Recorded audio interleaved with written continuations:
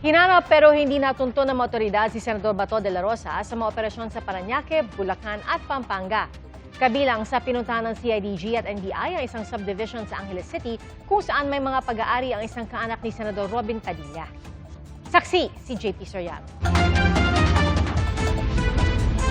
Sunod-sunod na dumating ang mga sasakyan ng PNP, CIDG at NBI sa isang subdivision sa Barangay Balibago, Angeles, Pampanga. Mag-aalas 6 ng umaga kanina, bumaba ang mga tauhan ng CIDG at nilapitan nito ang isang bahay.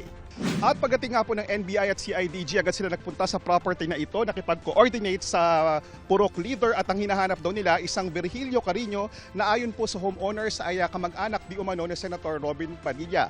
Ang hinahanap daw po nila sa pagpunta nila dito si Senator Ronald Bato de la Rosa. Ayon sa aking source, nakatanggap ng impormasyon ng mga otoridad na narito si De La Rosa kagabi, May 26. Ganyan din ang sinabi ng Purok Leader na nakausap ng mga otoridad. Pinatawag po nila ako para mag-assist po sa kanila, para mag-ikot po, mag-search po sa loob. Kasi meron na pong warrant of arrest daw si Senator Bato. Yun po ang pagkasabi nila.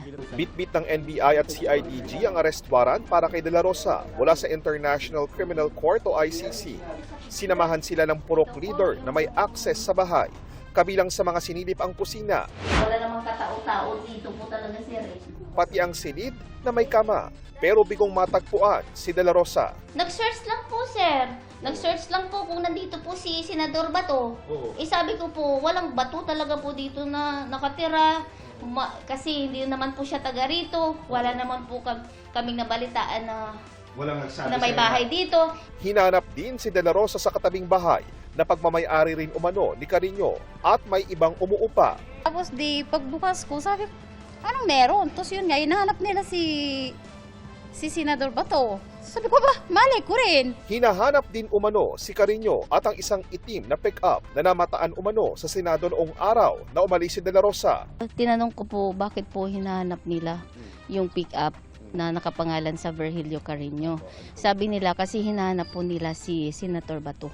Ayon sa Homeowners Association ng Subdivision, well-coordinated sa kanila ang operasyon ng CIDG at NBI. Sabi niya, meron po kaming pinapaulap dito. May subject of the warrant, so isi-serve namin. Mga taga-CIDG kami at taga-NBI. Mahigit 1 oras na nasa subdivision ng NBI at CIDG base sa timestamp ng CCTV. Bukod dito, kasabay ring hinanap si De La Rosa sa Parañaque at Bulacan ayon sa hepe ng CIDG. Katuwang nila ang NBI. Meron po talagang mga identified areas na according to mga reports sa amin na nandoon si Senator Bato. Wala pa naman po talagang nag-positive dun sa mga lugar natin pinuntahan. Natukoy rin daw nila ang mga posibleng koneksyon ni De La Rosa tulad halimbawa ng ginalugad na bahay sa Pampanga. Parang kamag-anak ko yata ni Senador Robin Padilla yung pinuntahan niyo pong isa sa mga bahay? Tama po yun dahil dun po sa identification ng mga sasakyan na lumabas po na yung sasakyan ay present po during dun po sa time na nawala po si Senator Bato de la Rosa. Sinusubukan pa rin ng GMA News na makuha ang panig ni Senador Padilla at Carino. Bantay sarado rin ang Davao City Police sa mga ari-arian ni De La Rosa sa lungsod. Nag-insakta sa ato ang 19 police station commanders and also sa mga heads of offices sa ato ang support units nga ato ang pag-monitor sa maong presensya sa ato ang Senator Bato, ma'am. Ang amo lang yun is monitoring sa iyang tanan nga properties diri sa ato ang area of responsibility.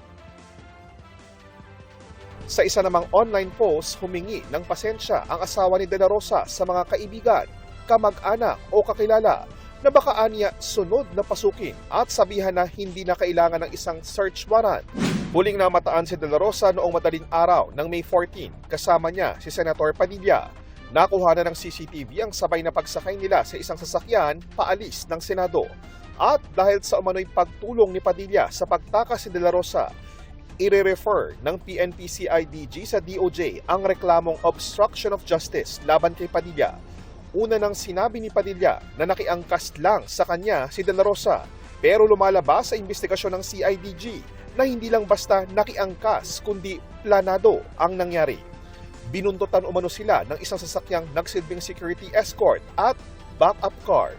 Sinisikap pa naming makuha ang panig ni Padilla, pero nauna na siyang sumagot ng tanungin kung illegal ba ang kanyang ginawa. ay tanong natin sa kanila kung may illegal. Kasi sa amin, tandaan ninyo, ang Senate, ang sabi ng aming SP, ay hintayin namin ang warrant ng local court. Pero sir, bukas kayo sa mga possible investigations. Ay, wala tayong magagawa. Iniutos na rin ng Firearms and Explosives Office ng PNP ang pagbawi sa lisensya ni De La Rosa na magmay-ari at magdala ng mga armas. Binawi rin ang rehistro ng halos 120 baril ni De La Rosa na dating naging PNP chief. Mas makakabuti po sana na ma-surrender na lang po itong mga firearms na ito at ma-deposit po sa proper authority. Implementing rules and guidelines o IRR ng naturang batas ang binabanggit ng pulisya na batayan sa pagbawi ng mga lisensya at rehistro ni De La Rosa. Kung itong Section 4 ng revised IRR po ng RA 10591 which states that if you are facing a case, may pendency ng case sa isang court of law na more than 2 years po ang punishment. Pero ayon sa abogado ni De La Rosa, ang grounds o batayan lang na pwedeng gamitin ay ang nakalista sa Section 39 ng nasabing batas. Maaari lang daw maging batayan para ma-revoke ang lisensya sa baril kung merong conviction at court order. Pero anya, hindi pa naman convicted si De La Rosa at wala pang korte sa bansa ang naglabas ng anumang order laban sa kanya. Ako po si JP Soriano, ang inyong saksi.